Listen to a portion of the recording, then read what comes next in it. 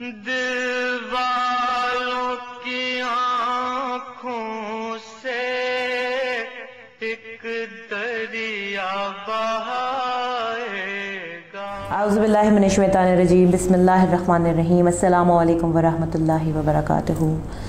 ابن علی مرتضیٰ عباس میرا نام ہے، مشہور ہے شجرہ میرا عباس میرا نام ہے۔ شان ابو طالب ہوں میں، ہر ایک پہ غالب ہوں میں۔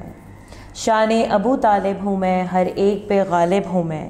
قائم ہے میرا دبدبا، عباس میرا نام ہے۔ شیر خدا کا شیر ہوں، کیا میں کسی سے زیر ہوں؟ سن لے سارے سورما، عباس میرا نام ہے۔ یہ شام کا لشکر ہے کیا، مرحب ہے کیا، انتر ہے کیا؟ رخ موڑ دوں طوفان کا، عباس میرا نام ہے۔ سب کی ہے یہ قسمت کہاں، ام البنی ہے میری ماں، زہرا نے بھی بیٹا کہا، عباس میرا نام ہے۔ قائم ٹی وی کراچی اسٹیشن کے زیر اہتمام پروگرام ذکر کربلا فکر کربلا میں آپ کی میزبان بطول زہرا پروگرام لے کے حاضر ہوئی ہوں۔ ہمارے ساتھ ہماری مہمان مشہور شاعرہ اہل بیت، معروف اسکالر مذہبی جناب ڈاکٹر ثروت عسکری صاحبہ، السلام علیکم۔ وعلیکم السلام۔ کیسی ہیں آپ؟ الحمدللہ۔ آج 8 محرم کے حوالے سے ہمارا پروگرام ہے اور اسی حوالے سے میں آپ سے سوالات کروں گی، تو سب سے پہلے آپ ہمیں اور ہمارے ناظرین کو یہ بتائیں کہ مولا عباس کی شخصیت کیا تھی؟ حضرت عباس علمدار علیہ السلام کی عظیم شخصیت پر میں کیا بات کروں؟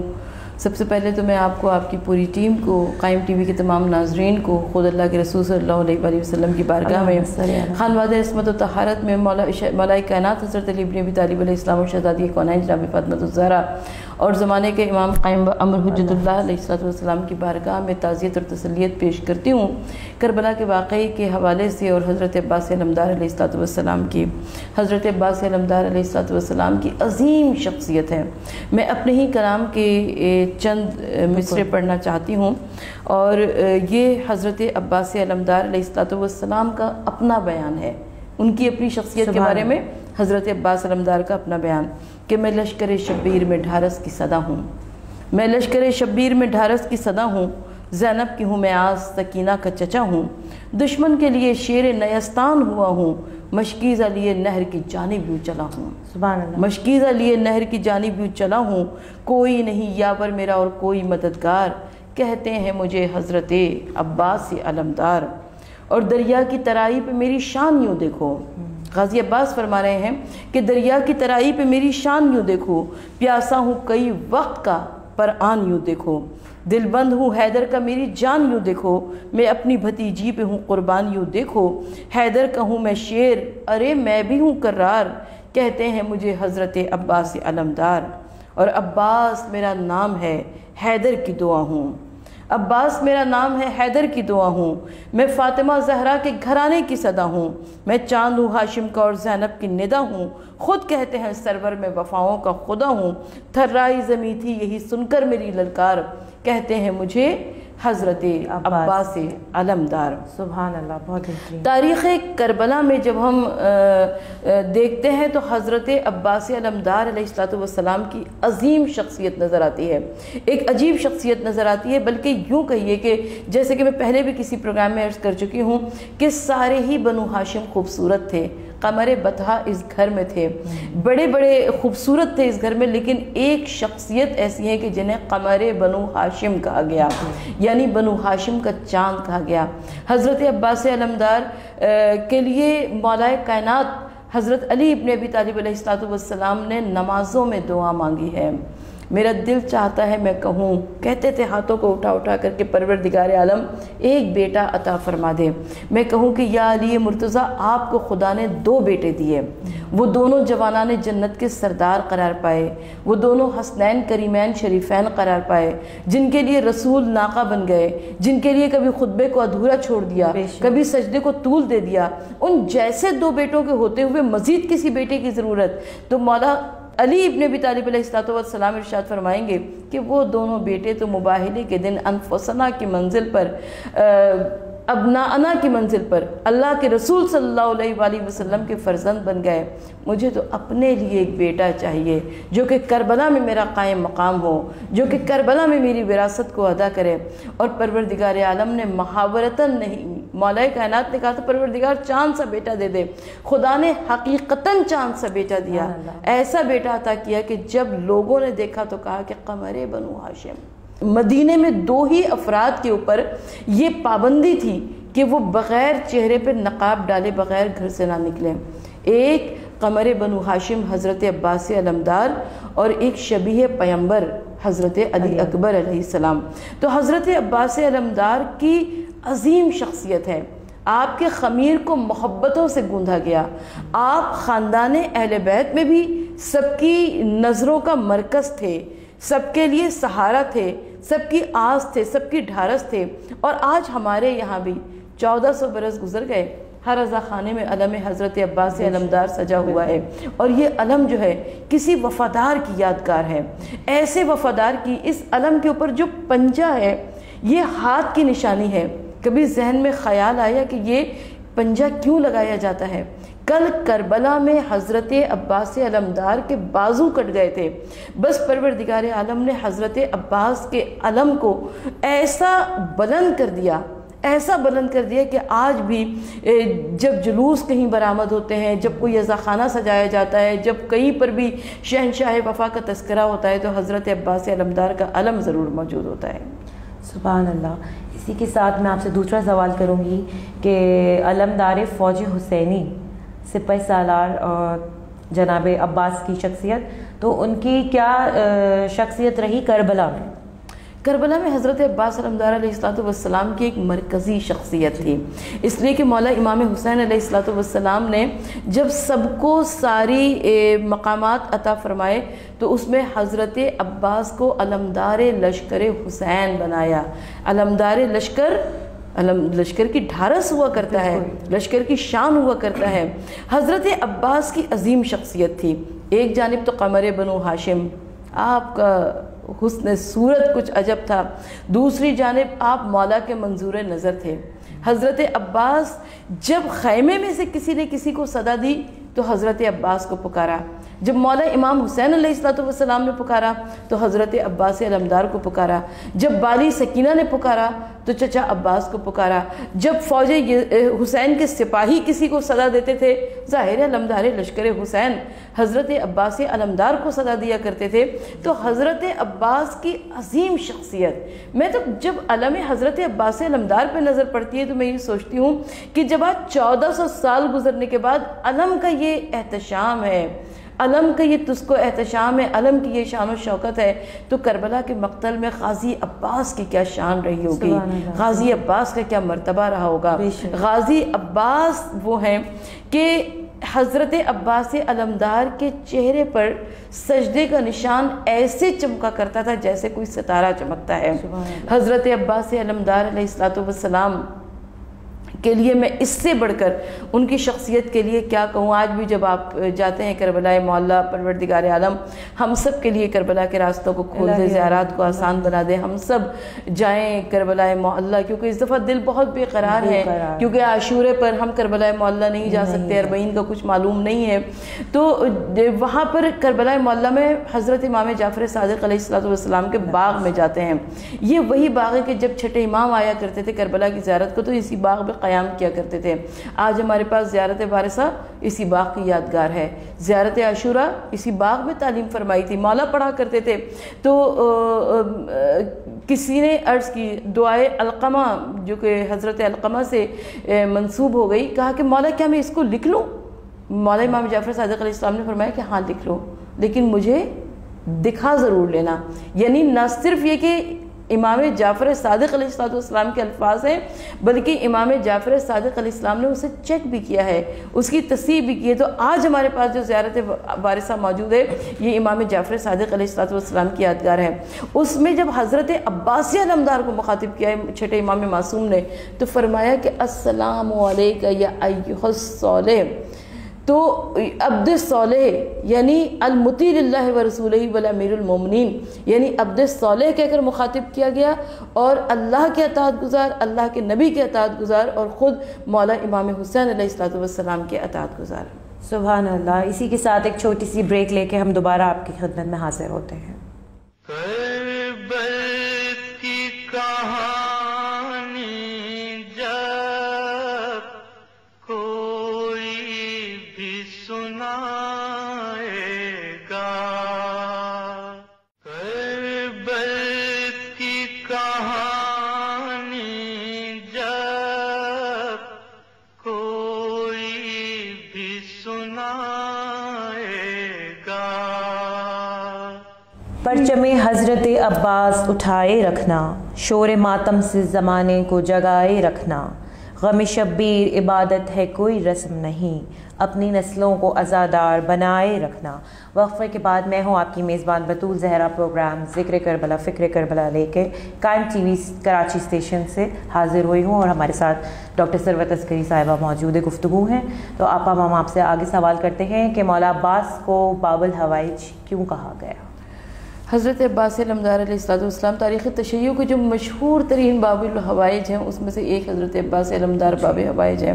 میں چاہتی ہوں کہ اپنی ہی ایک مناجات جو کہ میں نے قاضی عباس علمدار علیہ السلام کی بارگاہ میں پیش کی، اسے آپ کی سماعتوں کی نظر کروں، بلکہ آپ کے ذریعے سے قائم ٹی وی کے تمام ناظرین کی سماعتوں کی نظر کروں کہ یہ حضرت عباس ہیں، یہ حضرت عباس دکھیا دلوں کی آس ہیں، یہ حضرت عباس، اور باب المراد آپ کے در پہ ہم آئے ہیں، باب المراد آپ کے در پہ ہم آئے ہیں، کرتی ہوں میں فریاد، ہے یہ حضرت عباس، یہ فاطمہ زہرا کی دعاؤں کے ثمر ہیں، زینب کے ہیں الماس، یہ ہیں یہ حضرت عباس، خالی نہ کوئی جائے گا اس در کا سوال ہی، کر دیتے ہیں دل شاد، ہیں یہ حضرت عباس، اولاد رہے پھولے پھلے شاد ہمیشہ، گھر کیجئے آباد، ہیں یہ حضرت عباس، بچوں کو نمازی بھی بنا دیجئے مولا، آمین، بچوں کو نمازی بھی بنا دیجئے مولا، ٹوٹے نہ میری آس، ہیں یہ حضرت عباس، اولاد نہ ہو جس کے کہاں جائے وہ آخر، بس کیجئے امداد، ہیں یہ حضرت عباس،